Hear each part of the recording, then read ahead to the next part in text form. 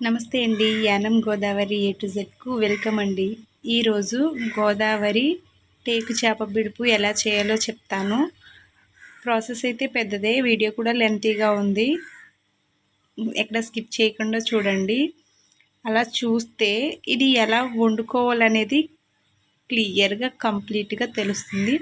అలాగే నా channel first time చూస్తున్నట్లయితే లైక్ చేయండి, షేర్ చేయండి, సబ్స్క్రైబ్ చేయడం మర్చిపోకండి. మరిన్ని మంచి వీడియోస్ చేయడానికి నాకు ప్లీజ్ సపోర్ట్ చేయండి. టేకు చేప పిడుపుకండి ఒక స్పెషల్ మసాలా ఉంటుంది. అలా రెడీ చేసుకుంటేనే ఈ కూర చాలా బాగుంటుంది.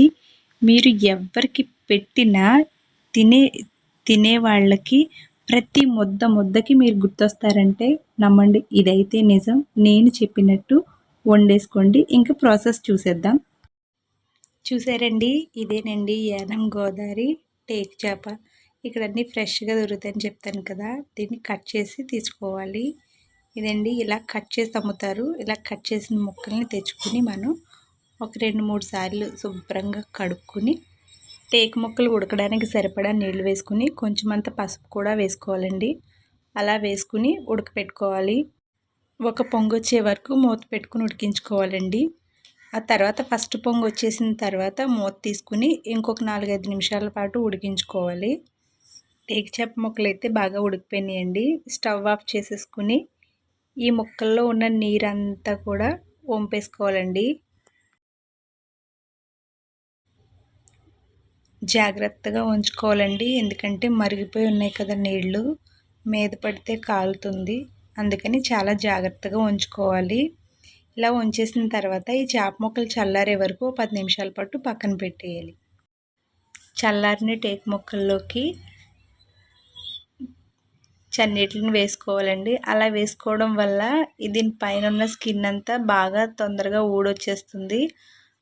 వీడియోలో చూపించిన విధంగా శుభ్రం చేసుకోవాలి. టేకు పిడుపు చేసుకోవాలంటే కొంచెం ఎక్కువ పనే ఉంటుందండి. ఇవన్నీ ఉడకపెట్టి మళ్ళీ శుభ్రం చేసుకుని ఇదంతా చేయడానికి ఎక్కువ టైమే పెడుతుంది. కానీ మరి టేస్ట్ కూడా అలాగే ఉంటుంది. ఎక్కువ కష్టపడితే ఎక్కువ లాభం అన్నట్టు, ఎక్కువ పని చేసుకుంటే ఎక్కువ టేస్ట్ వస్తుందన్నమాట. ఈ టేకు చేప కండంతా ఒక గిన్నెలో వేసుకోవాలి. ఇలా వేసుకుని పక్కన పెట్టుకోవాలి. ఇప్పుడు ఈ టేకు చేప పిడుపుకి ఒక స్పెషల్గా మసాలా అయితే రెడీ చేసుకోవాలి. ఎప్పుడు రెగ్యులర్గా వేసుకునే చేపల్లోకి కానీ చికెన్లోకి కానీ అలా కాకుండా ఈ మసాలా అయితే ప్రత్యేకంగా ఉంటుంది. పిడుపు చేసుకోవాలనుకుంటేనండి నేను చూపించినట్టు మసాలా మాత్రమే చేసుకోవాలి. అలా చేసుకుంటేనే ఆ పిడుపు కూరకి మంచి టేస్ట్ వస్తుంది. వీడియోలో చూపించిన మసాలా అయితే ఫాలో అయిపోండి. మరీ మెత్తగా కూడా పట్టుకోకూడదు, బరకగా పట్టుకోవాలి.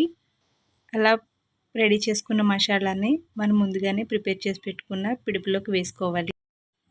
కూరకు కావాల్సినంత కారం, రుచికి సరిపడా ఉప్పు వేసుకొని ఉప్పు కారం మసాలా బాగా కలిసేలా కలుపుకోవాలండి. సరిగా కలుపుకోకపోతే ఉప్పు కారం అక్కడక్కడ ఉండిపోతాయండి. ఎందుకంటే నీళ్ళేసి వండం కదా, అందుకని బాగా కలుపుకొని ఇలా రెడీ చేసుకుని పక్కన పెట్టుకోవాలి. పిడుపు కూర కదండి, పోపు వేసుకోవాలి. పోపుకు కావాల్సిన ఇంగ్రీడియంట్స్ కూడా చూసేయండి. కొంచెం జీలకర్ర, కరివేపాకు, ఎక్కువగానే తీసుకుంటాను నేను వెల్లుల్లిపాయలు, ఒక 6-8 ఎల్లుల్లిపాయ రేఖలు, 2 గుడ్లు. ఈ గుడ్ల కోసం కూడా చెప్తాను. పిడుపులో గుడ్లు వేసుకుంటే బాగుంటుందండి, దానికోసమే 2 గుడ్లు. పిడుపు వండుకునేటప్పుడు మాత్రం ఎప్పుడూ దలసరిగా ఉన్న గిన్నె మాత్రమే తీసుకోవాలండి. అలా దలసరిగా లేకపోతే అడుగంటేస్తుంటుంది, అస్సలు బాగోదు. అందుకే నేను కుక్కర్ గిన్నె తీసుకున్నాను. పిడుపుకి కదండి ఒక 4 గరిటెలు నూనె వేసుకున్నాను. వెల్లుల్లిపాయ రేఖలు, జీలకర్ర, ఎండుమిరపకాయలు ఇవన్నీ వేసుకుని వేగే వరకు వేపుకోవాలి. కొంచెమంత కరివేపాకు కూడా వేసేసుకుని ఇప్పుడు మనం పక్కన పెట్టుకున్న పిడిపిని వేసేసుకోవాలండి. వేసుకునేటప్పటి నుంచి దించుకునే వరకు కూడా ఈ పిడుపుని అస్తమాను కలుపుకుంటూనే ఉండాలి, లేకపోతే అడుగట్టేస్తుంది.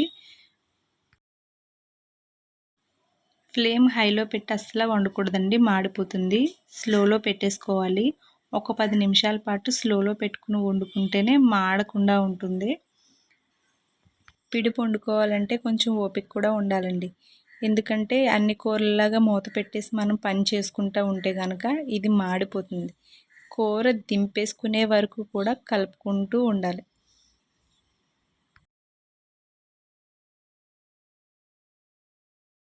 పిడుపు అయితే సగం ఉడికిందండి. ఇలా సగం ఉడికినప్పుడు మనం 2 గుడ్లు పగలగొట్టుకుని వేసుకోవాలి. గుడ్లు ఎందుకు వేసుకుంటామంటే ఇదొక చిన్న టిప్ అండి. టేస్ట్ బాగుంటుంది. అలాగే మనం పిడుపు చేసుకున్నప్పుడు సరిగ్గా పిండుకోకపోతే వాటర్ ఉండిపోతుంది. అప్పుడు మనకి పిడుపు విడివిడిగా రాదన్నమాట, ముద్ద ముద్దలా వస్తుంది. అలా కాకుండా ఒక 2 గుడ్లు వేసుకున్నామంటే విడివిడిగా పొడి పొడిగా చాలా బాగా వస్తుంది. టేస్ట్ కోసం అలాగే స్మెల్ కోసం కొంచెం గరం మసాలా వేసుకుంటే బాగుంటుంది. ఇంతేనండి, టేకు చేప పిడుపు అయితే రెడీ అయిపోయింది. ఎంత కష్టపడి కలిపినా కొంచెమైనా అడుగంటేస్తుందండి. అందుకే దగ్గరుండి వండుకోవాలని చెప్తున్నాను. ఫైనల్గా అయితే టేకు చేప పిడుపు రెడీ అండి. ఇంకా వేడి వేడి అన్నంలోకి వడ్డించుకుని తినేయడమే. మసాలా అయితే మటుకు ఎలా పడితే అలా వేయకుండా చూపించిన విధంగా వేసుకోండి. ఎందుకు అన్నిసార్లు మసాలా అని చెప్తున్నానంటే ఆ మసాలా అలా వేసుకుంటేనే ఈ పిడుపు కూరకి అంత టేస్ట్ వస్తుంది. నిజంగా తిన్న ఎవ్వరూ మిమ్మల్ని మర్చిపోరు. ఒక్కసారి ఇలా ట్రై చేసి చూడండి. Thank you for watching.